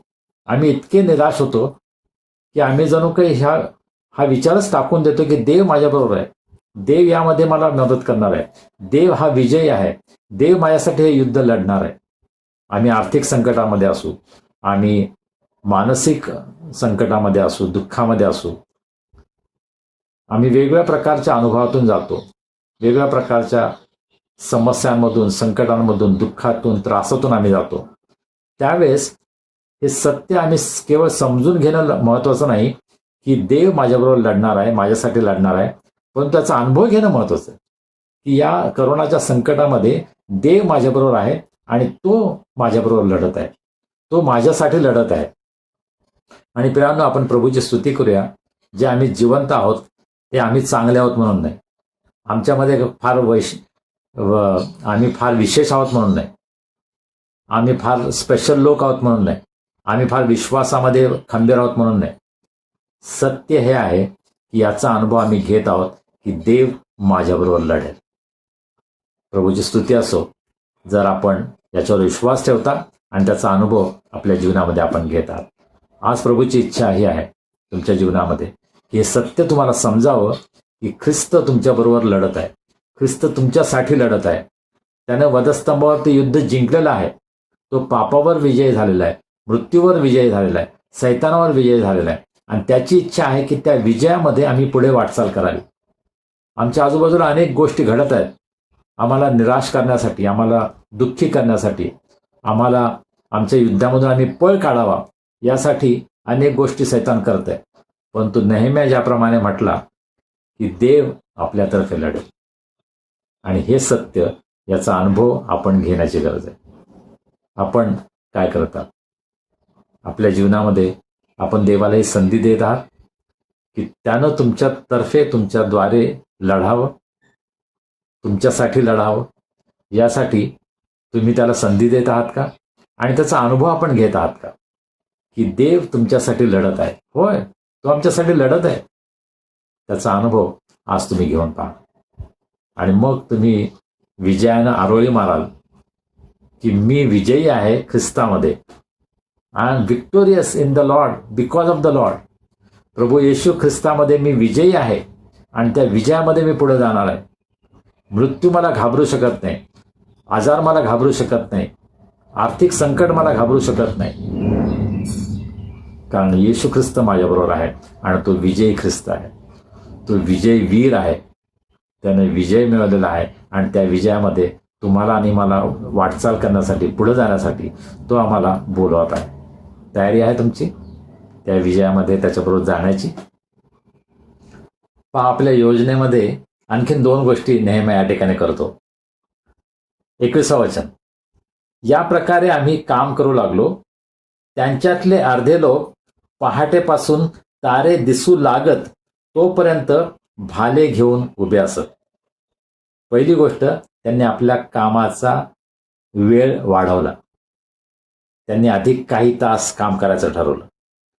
22 वचन, त्या समयी लोकास मी सांगितले होते की प्रत्येक मनुष्याने आपल्या दासासह यरुशलेमच्या आतच रात्रीच्या बिराडास राहावे, म्हणजे ते रात्री आमची रखवाली करतील आणि दिवसा काम करतील. पहिली गोष्ट, त्याने कामाचे तास वाढवले. सर्वसाधारणपणे दिवस संपला, अंधार पडायला लागला की लोक काम थांबवायचे, परंतु आता त्याने सांगितलं की जोपर्यंत तारे दिसत नाही तोपर्यंत काम करायचं. काम इतकं होतं आणि लवकर संपवायचं होतं म्हणून आता तास वाढवले. आता जोपर्यंत तारे दिसत नाहीत तोपर्यंत काम चालू ठेवायचं, म्हणजे पूर्ण अंधकार झाल्यानंतर. पहा, म्हणजे आपल्या कामासंबंधी त्यांचं जे डेडिकेशन आहे, कमिटमेंट आहे, त्याच्यामध्ये तो त्यांना अधिक खोलवर घेऊन जातो. हो, तुम्ही काम करायला चांगली गोष्ट आहे. तुम्ही आता 12 तास काम करत होता, आता 18 तास काम करायचं. तुम्ही 8 तास काम करत होता, आता 10 तास काम करायचं. अशा प्रकारे त्यांच्या कामाचे तास वाढवले आणि ती तीव्रता जणू काही आता वाढली. पहा, जसं आम्ही ख्रिस्तासाठी सेवा करतो, पुष्कळदा आम्हाला नेहमीच्या रुटीनप्रमाणे काम करता येत नाही. आम्हाला कामामध्ये प्रगती करावं लागतं, आम्हाला अधिक काम करावं लागतं, अधिक जोमाने काम करावं लागतं. आणि तेच चित्र या ठिकाणी आहे. आणि मग दुसरी गोष्ट, मी लोकांना हे सांगितले होते की प्रत्येक मनुष्याने आपल्या दासासह यरुशलेमच्या आतच बिराडास राहावे, म्हणजे 2 गोष्टी होतील. रात्री ते रखवाली करतील आणि दिवसा काम करतील. पहा, लोक बाहेरून यायचे, यरुशलेमच्या बाहेर जे राहत होते ते रोज कदाचित सकाळी कामावर यायचे, दिवसभर काम करायचे आणि संध्याकाळी परत जायचे, म्हणजे त्यांच्या प्रवासाचा वेळ जात होता. आता 2-3 गोष्टी नेहम्याने यामध्ये साध्य केल्या. पहिली गोष्ट, त्याने त्यांना यरुशलेममध्येच राहायला सांगितलं, म्हणजे त्यांचा प्रवासाचा वेळ वाचला, प्रवासाचा त्रास वाचला, प्रवासाचे श्रम त्यांचे वाचले, प्रवासामधील कदाचित संकट ते त्यांची कमी झाली. आता ते एकाच ठिकाणी राहायला लागले, म्हणजे त्यांची कदाचित आता एकमेकांबरोबर अधिक चांगले संबंध निर्माण होण्यासाठी सुद्धा त्याची मदत झाली असेल. आता हे आव्हान होतं की त्या सर्वांसाठी कदाचित व्यवस्था करावी लागली, परंतु त्यांनी आता यरुशलेममध्येच वस्ती करावी अशा प्रकारे नेहम्याने योजना केली आणि तशी व्यवस्था त्यांनी केली असणार. त्याच्यामुळे 2 उद्देश काय होते की रात्री त्यांनी आता काम करायचं, झोपण्यासाठी व्यवस्था नाही केली, ह्यासाठी व्यवस्था केली की रात्री आता त्यांनी रखवाली करायची आणि दिवसा काम करायचं. प्रत्येक जण जणू काय आता त्याची आता कसोटी लागत होती. स्वतःला आता झोकून देऊनच काम करायचं. आता केवळ एक 9 to 5 जॉब नाही, 24 आवर्स. आता 24 तास मी ड्युटीवर आहे. रात्री मी रखवाली करणार, दिवसा मी काम करणार. प्रत्येक मनुष्याला आता त्यानं कामाला लावलेलं होतं. सगळे यरुशलेममध्ये राहणारे सर्व आता पूर्णपणे कामाला लागले होते. त्यांनी स्वतःला कामासाठी झोकून दिलं होतं. ते आता सगळे यरुशलेममध्ये राहत होते, रात्री रखवाली करायचे, दिवसा काम करायचे. दुसरं त्यांच्या समोर काही नव्हतंच. त्यांच्या डोळ्यासमोर आता दुसरी कोणतीच गोष्ट राहिली नव्हती. त्यासाठी करमणूक नाही, खाणं पिणं याच्यामध्ये वेळ नाही किंवा अवांतर गोष्टी नाही. आता फक्त रात्री रखवाली करायची, दिवसा काम करायचं, या 2च गोष्टी. आणि पहा, या कठीण दिवसांमध्ये देव आम्हाला कदाचित यासाठी पाचारण करते की आम्हाला जागरूक राहायचे. प्रभू येशू ख्रिस्ताने स्वतः आपल्या शिष्याला सांगितलं नाही का, जागे राहा आणि प्रार्थना करा. आणि आज कदाचित प्रभू आम्हाला त्यासाठी पाचारण करते की आम्हाला जे आमच्या सभोवती वातावरण आहे त्या वातावरणासाठी, त्याला तोंड देण्यासाठी, आध्यात्मिक युद्धासाठी आम्हाला जागं राहायचे, आम्हाला रखवाली करायची, आमच्या कुटुंबाचं रखवाली करायचे, आमच्या मंडळीची रखवाली करायची, आमच्या शेजाऱ्यांची रखवाली करायची. आम्हाला रखवालदार म्हणून, वॉचमन म्हणून देवानं नेमलेलं आहे. भारतामध्ये रखवालदार किंवा वॉचमन हा शब्द सध्या डागाळलेला आहे. त्या शब्दाविषयी आम्ही चांगलं काही बोलत नाही. राहुल गांधी पुष्कळदा हा शब्द वापरतात, आम्हाला माहीत आहे, कारण आमच्यासमोर काही चांगले उदाहरण नाही. परंतु तुम्हाला आणि मला खरे रखवालदार, यहेजकेलच्या पुस्तकामध्ये देव यहेजकेलला सांगतो की मानवपुत्रा, तुला मी रखवालदार ठेवलेला. I am appointed you as a watchman to watch over my people. देवानं तुम्हाला आणि मला, आम्हा सर्वांना रखवालदार म्हणून बोलवलं. जे पाळक आहेत त्यांच्यावर जास्त जबाबदारी आहे, हे मान्य आहे, परंतु आम्हा प्रत्येकासाठी जबाबदारी. जर आम्ही कुटुंबामध्ये असू तर आमच्या कुटुंबाची जबाबदारी आमच्यावर आहे. कुटुंबाची रखवाली आम्हाला करायची. आमच्या आजूबाजूला जे लहान मुलं आहेत त्यांची रखवाली आम्हाला करायची. आमच्या समाजामध्ये जे अशक्त आहेत, दुर्बळ आहेत, जे निराधार आहेत, त्यांची रखवाली आम्हाला करायची. रखवालदार म्हणून देवानं तुम्हाला आणि मला बोलवलेलं. आणि या ठिकाणी नेहमी म्हटलं, रात्री तुम्हाला रखवाली करायची, दिवसा तुम्हाला काम करायचं. परंतु आज कदाचित आम्हाला 24 तास रखवाली करायची. आम्हाला डोळ्यात तेल घालून लक्ष द्यायचंय की आमच्यामधील कोणाचा नाश तर होत नाही, आमच्यामधील कोणाला सैतान फसवत तर नाही, आमच्यामधील कोणाला सैतान बहकवून दूर तर घेऊन जात नाही. ही अत्यंत दुःखदायक गोष्ट आहे की ख्रिस्ती कुटुंबातील विश्वासणारे चांगले धार्मिक आईवडील त्यांची मुलं सत्यापासून दूर जातात. कदाचित आम्हाला ही एक धोक्याची सूचना आहे की आम्ही डोळ्यात तेल घालून तयार आहोत का, बघत आहोत का, आम्ही आमच्या कुटुंबाची रखवाली करत आहोत का. केवळ आमच्या कुटुंबापुरतंच आम्ही मर्यादित राहून चालणार नाही. स्वार्थीपणानं केवळ आमच्या कुटुंबापुरतं नाही, परंतु आमच्या आजूबाजूला लहान मुलं जे कदाचित भयंकर गोष्टीच्या भक्षस्थानी पडत आहेत, सैतानाच्या हातामध्ये पडत आहेत, त्यांचं संरक्षण आम्हाला करायचं आहे. आणि प्रियांनो, तुम्हाला आणि मला विश्वासणारे या नात्यानं देवानं जबाबदारी दिली. या जगामध्ये त्यानं आम्हाला रखवालदार म्हणून ठेवलेलं आहे. वॉचमन म्हणून आम्हाला जबाबदारी पार पाडायची आहे की चोर तर येत नाही ना. सैतान हा चोर आणि लुटारूप्रमाणे आहे. तो आम्हाला घात करण्यासाठी, मारण्यासाठी, चोरण्यासाठी तो आमच्यावर हल्ला करतो आणि आम्हाला जागरूक राहायचं आहे. आज आपण जागरूक आहात का? आपल्या कुटुंबाची रखवाली करण्यासाठी, आपल्या मंडळीची रखवाली करण्यासाठी, आपल्या समाजाची रखवाली करण्यासाठी आपण जागरूक आहात का? डोळ्यात तेल घालून आपण लक्ष ठेवून आहोत का की सैतान कसा आणि कुठे हल्ला करत आहे, त्यासाठी आम्ही तयार आहोत का? नेहमीच्या पुस्तकाच्या द्वारे कदाचित देव आम्हा प्रत्येकाशी बोलत आहे. तो आम्हाला सांगत आहे की कदाचित आम्ही दुर्लक्ष केलेलं आहे. आम्ही आमच्या मुलांकडे दुर्लक्ष केलेलं आहे. आमच्या कुटुंबातील वृद्धांकडे आम्ही दुर्लक्ष केलेलं आहे. स्त्रियांकडे दुर्लक्ष केलेलं आहे. जे वयोवृद्ध आहेत, वयस्कर आहेत, त्यांच्या गरजांकडे कदाचित आम्ही दुर्लक्ष केलेलं आहे. सैतान त्यांचा घात करण्यासाठी प्रयत्न करत आहे. त्या बाबतीमध्ये आम्ही सावध आहोत का? आईवडील आपल्या मुलांची फार चांगली काळजी घेतात. त्यांच्या शिक्षणासाठी व्यवस्था करतात, त्यांच्या करमणुकीसाठी ते प्रयत्न करतात, त्यांना चांगलं अन्न मिळेल, कपडे मिळतील यासाठी ते धडपड करतात, प्रयत्न करतात. पण त्यांच्या आध्यात्मिक जीवनासाठी, आपल्या मुलाचं आध्यात्मिक जीवन काय आहे याच्याविषयी आईवडील जागरूक आहेत? विचार करतात की त्याचं संरक्षण कसं होईल सैतानापासून? व आम्ही प्रार्थना करतो, आम्ही सर्व प्रार्थना करतो, मनापासून प्रार्थना करतो, पण तो केवळ प्रार्थना करून थांबणार नाही. आम्हाला आमचे डोळे उघडे ठेवायचे. आम्हाला जागरूक राहायचं आहे की कशा रीतीनं आम्हाला आमच्या मुलांचं संरक्षण करता येईल आणि ती जबाबदारी आम्ही पार पाडत आहोत का, हा विचार आई वडील, आजी आजोबा, काका काकू, मामा मामी म्हणून आम्हा सर्वांनी ती पार पाडणं महत्वाचं. आपण हे करत आहात का? शेवटली गोष्ट आपण पाहूया आणि मग मी थांबणार आहे. वचन 23.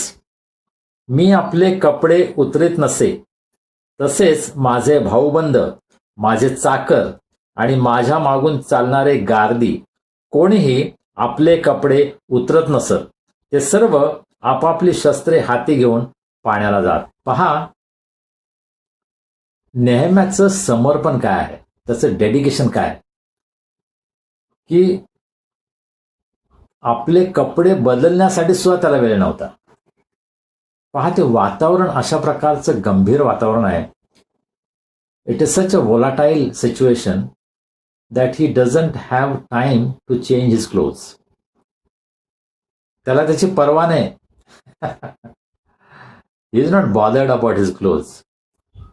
आपण कसे दिसतो, आपण किती स्मार्ट दिसतो, आपण किती हँडसम दिसतो, आपण प्रेझेंटेबल आहोत की नाही याची त्याला पर्वा नाही. त्याचं काम त्या दृष्टीने महत्वाचं आहे. मला चांगले कपडे घालायला आवडतात. विशेषतः ज्यावेळेस मी प्रीचिंग करतो त्यावेळेस I want to look my best. मला अत्यंत चांगल्या प्रकारे तयार व्हायला आवडतं. I want to be presentable because I am serving the king of king, the lord of lord. I am in the presence of the almighty God. And so I want to honor him by the way I present myself. So that's a different thing. परंतु जेव्हा आम्ही युद्धामध्ये आहोत त्यावेळेस आम्ही आमच्या शत्रूवर जास्त लक्ष देतो. शत्रूचं आम्ही जास्त निरीक्षण करतो की शत्रू आम्हाला गाफील तर धरणार नाही, शत्रू आम्हाला बेसावध अवस्थेमध्ये तर धरणार नाही ना. आणि म्हणून तो इतका त्या कामामध्ये गर्क आहे, त्याने स्वतःला इतकं त्या कामामध्ये वाहून दिलेलं आहे की आपले कपडे बदलण्यासाठी सुद्धा त्याला वेळ नाही. पहा काय समर्पण आहे नाही का. पुन्हा एकदा लिडरशिप क्वालिटी. तो केवळ लोकांना आज्ञा देत नाही, लोकांना सांगत नाही तुम्ही हे करा तुम्ही ते करा आणि स्वतः आयुष्य आरामाचं जीवन जगत नाही. आज अनेक वेळेला ही दुःखाची गोष्ट आहे की आमचे अनेक नेते अत्यंत सुख विलासात राहतात. अमेरिकेमध्ये अनेकांचे स्वतःचे प्रायव्हेट प्लेन्स असतात आणि ते कशाच्या जोरावर? लोक जे दान देतात त्याच्या जोरावर. पहा ते लोकांचा विचार करत नाहीत की लोक कोणत्या दुःखामध्ये आहेत, लोक कोणत्या संकटामध्ये आहेत. त्यांच्या संकटामध्ये धावून जाऊन त्यांना ते मदत करत नाही. स्वतःचं विलास जीवन ते जगत आहेत. जगातील इतर लोकांप्रमाणेच ते आयुष्य आरामामध्ये जगत आहेत. ते युद्धामध्ये आहेत असं कुठलंही चित्र आपल्याला दिसत नाही. त्याचं चिन्ह त्यांच्या जीवनामध्ये त्यांच्या लाईफस्टाईलमध्ये दिसत नाही. They are busy maintaining their own lifestyle. Prosperity gospel किंवा समृद्धीची जी सुवार्ता आहे ती फार वेगानं पसरत आहे. देव तुम्हाला आशीर्वाद देतो, तुम्ही आनंदामध्ये राहा, तुम्ही सुखामध्ये राहा, तुम्हाला सर्व काही भरपूर मिळेल. होय, हे खरं आहे. परंतु युद्धाचं वातावरण वेगळं असतं. ज्यावेळेस आम्ही युद्धामध्ये आहोत त्यावेळेस आम्ही आयुष्य आरामाच्या मागे लागत नाही, आम्ही सुख विलासाच्या मागे लागत नाही, आम्ही कामामध्ये असतो. We are engage in a war and we must live like that situation. की आम्ही युद्धामध्ये आहोत का, की आम्ही जगातील गोष्टींच्या मागे लागलो आहोत. आपल्याला माहित आहे की अनेक फिल्म स्टार जे आहेत त्यांच्याकडं 8-10 अशा वेगवेगळ्या कार्स असतात, वेगवेगळ्या मॉडेल्स, वेगवेगळ्या कंपन्यांच्या सर्वात चांगल्या अशा कार्स, वेगवेगळे मॉडेल्स त्यांच्याकडे असतात. परंतु जे विश्वासणारे आहेत, जे सेवक आहेत, जे मंडळीचे पुढारी आहेत, मला असं वाटतं त्यांची साक्ष अशी नसावी की त्यांच्याकडे किती चांगले कपडे आहेत, किती चांगलं घर आहे, किती चांगल्या गाड्या आहेत. मला नाही वाटत ती चांगली साक्ष आहे. प्रभू येशू ख्रिस्त आमच्यासाठी नम्र झाला, लीन झाला, दरिद्री झाला आणि ते उदाहरण त्यानं तुमच्यासाठी आणि माझ्यासाठी ठेवले. जे प्रेषित होते त्यांनी सुद्धा सर्व गोष्टींचा त्याग केला आणि त्यांनी प्रभूची सेवा केली. आज तुमच्यासमोर आणि माझ्यासमोर हे आव्हान आहे. होय, या जगामध्ये आम्हाला पुष्कळ मोह आहेत की आम्ही स्वतःसाठी मोठमोठ्या गोष्टी कराव्यात, मोठमोठे बंगले बांधावेत, भरपूर मोठ्या चांगल्या गाड्या असाव्यात, आम्ही चांगले कपडे घालावेत. परंतु जे त्रासामध्ये आहेत, दुःखामध्ये आहेत, त्यांच्यासाठी आम्ही काय करत आहोत? पण नेहम्यानं स्वतःचे कपडे बदलण्याची सुद्धा काळजी घेतली नाही आणि तो स्वतः ते करत होता. त्यामुळं त्याचे भाऊबंद, त्याचे चाकर, त्याचे गार्दी म्हणजे कदाचित त्याचे बॉडीगार्ड्स, या सर्वांना कपडे बदलायला सुद्धा वेळ नव्हता. आम्ही प्रभूच्या कामामध्ये इतके गुंतलो आहोत का की आम्हाला स्वतःकडे लक्ष द्यायला सुद्धा वेळ नाही? आम्ही काय कपडे घालावेत, आम्ही कोणता सूट घालावा यासाठी आम्ही विचार करत नाही, परंतु आम्ही देवाच्या सेवेमध्ये स्वतःला झोकून दिलेला आहे. अशा प्रकारे आमची साक्ष आहे का, हा विचार आम्ही करायला पाहिजे. मेथोडिस्ट चर्चचे संस्थापक जॉन वेस्ली यांचा वाढदिवस 17 जूनला असतो म्हणून मला ते फार जवळचे वाटतं. अर्थात माझ्या पप्पांनी रेव्हरंड D.Y. गायकवाड यांनी 40 किंवा त्यापेक्षा जास्त वर्ष मेथोडिस्ट चर्चमध्ये सेवा केली आणि म्हणून मेथोडिस्ट चर्चचा मला खूप अभिमान वाटतो. परंतु मेथोडिस्ट चर्चचे संस्थापक जॉन वेस्ली असं म्हणतात की ते सुवार्ता प्रसारामध्ये इतके व्यस्त असायचे, ते घोड्यावर बसायचे तर जेवणासाठी सुद्धा घोड्यावरून उतरत नव्हते. ते घोड्यावर असतानाच त्या ठिकाणी जेवायचे आणि तसाच आपला प्रवास पुढे चालू ठेवायचे. प्रचंड प्रवास त्यांनी केला घोड्यावर बसून. ते थकून जायचे, परंतु त्यांनी सेवा थांबवली नाही. आज आम्ही जे ख्रिस्ती सेवक आहोत, आमची साक्ष काय आहे? पुष्कळदा मला वाईट वाटतं की ख्रिस्ती सेवकांना अशी ट्रीटमेंट दिली जाते अत्यंत VIP की जणू काही ते देवच आहेत.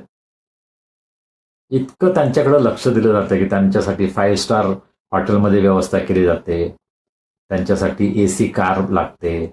आणि काही काही सेवक तर मला असं समजतं की ते त्यांची अटच असते की माझी अशी व्यवस्था झाली तर मी त्या ठिकाणी येईल. मला नाही वाटत प्रभू येशू ख्रिस्त असं काय सांगेल की मला जर तुम्ही 5 स्टार हॉटेलमध्ये ठेवलं तरच मी मीटिंग घेईल, असं प्रभू येशू ख्रिस्त म्हणेल कधी? नाही. आज आम्ही जगिक सुखाच्या ऐशो आरामाच्या मागे लागलो आहोत आणि आमचे काही नेते हे अत्यंत वाईट उदाहरण आज समाजासमोर आहे. आणि पुष्कळ लोक त्याच्याविषयी त्यांचं कौतुक करतात की आमचा सेवक किती महान आहे.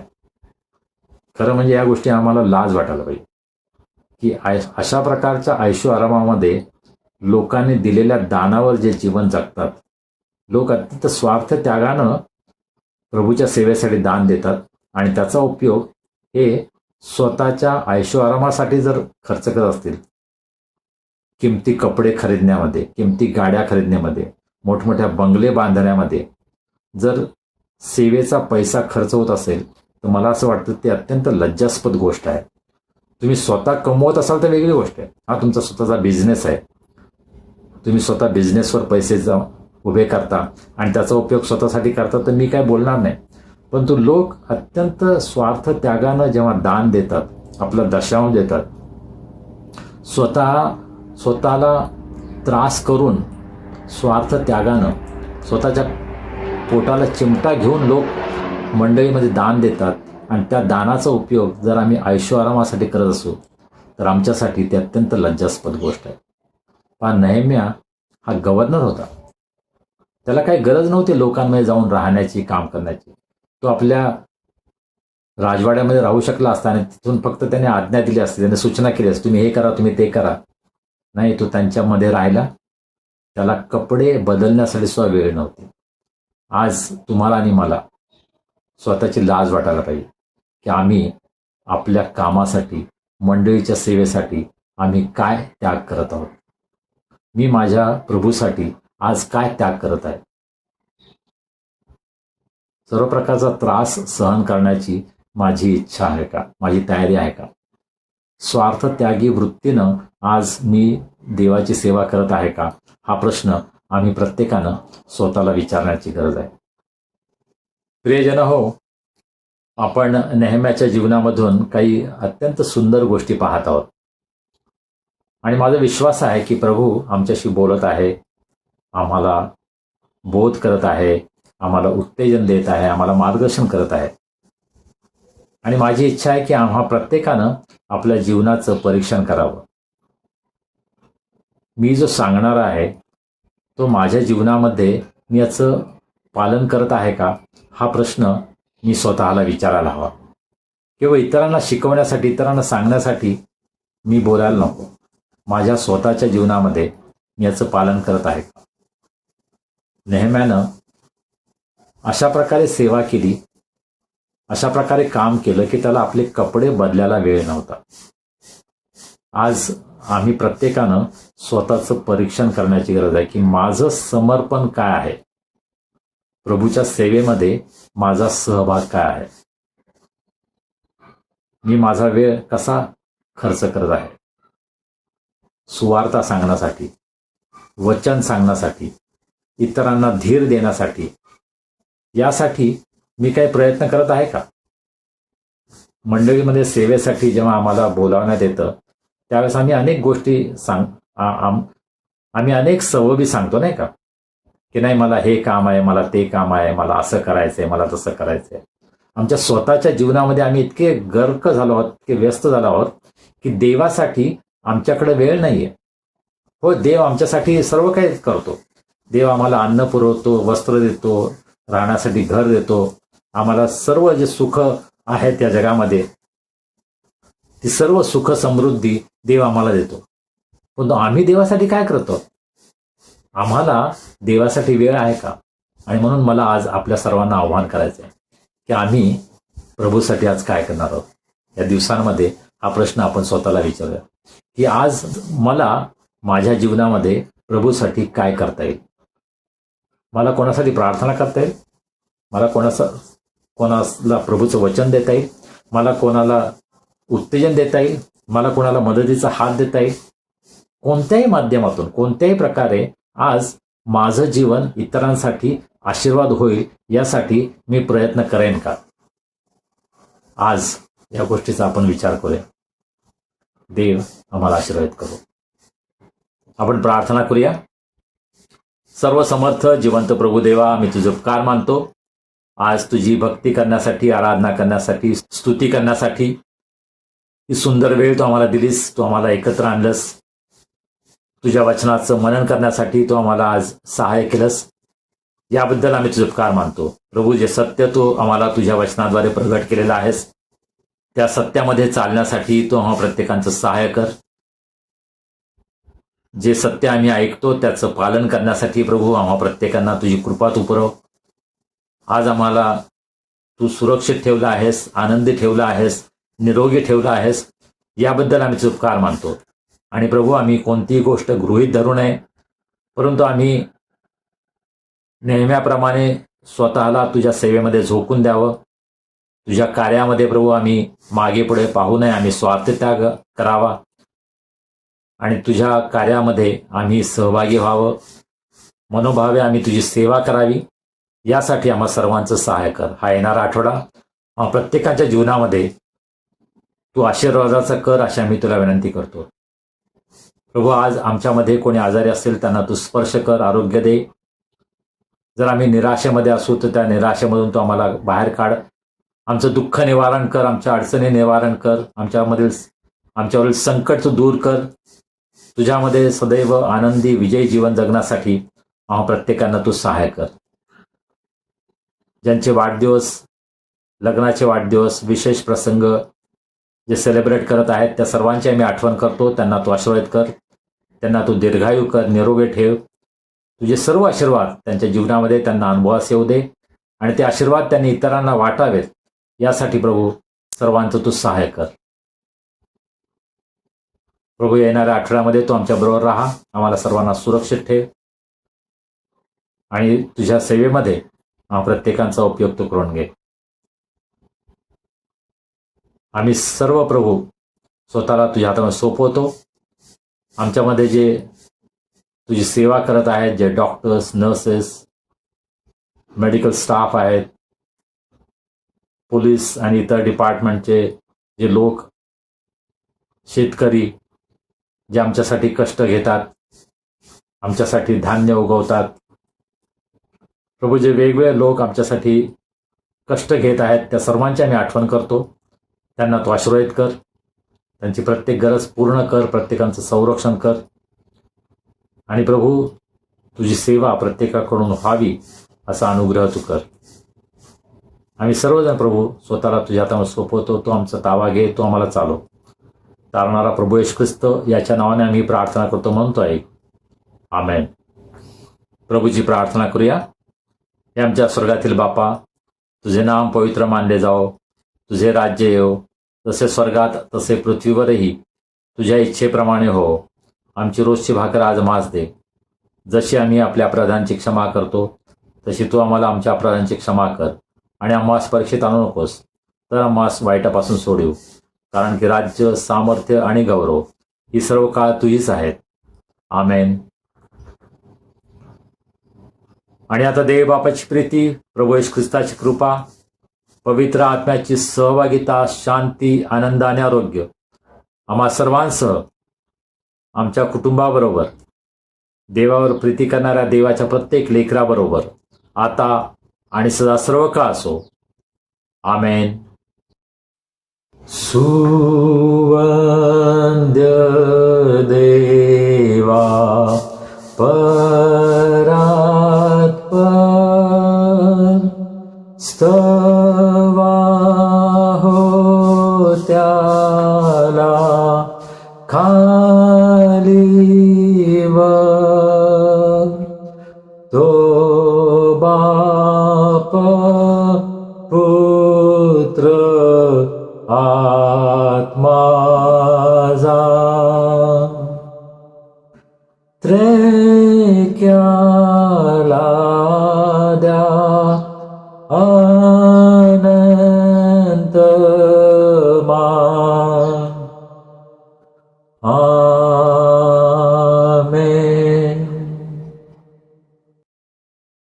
प्रियांनो, आजची उपासना तुम्हाला कशी वाटली आम्हाला कळवा.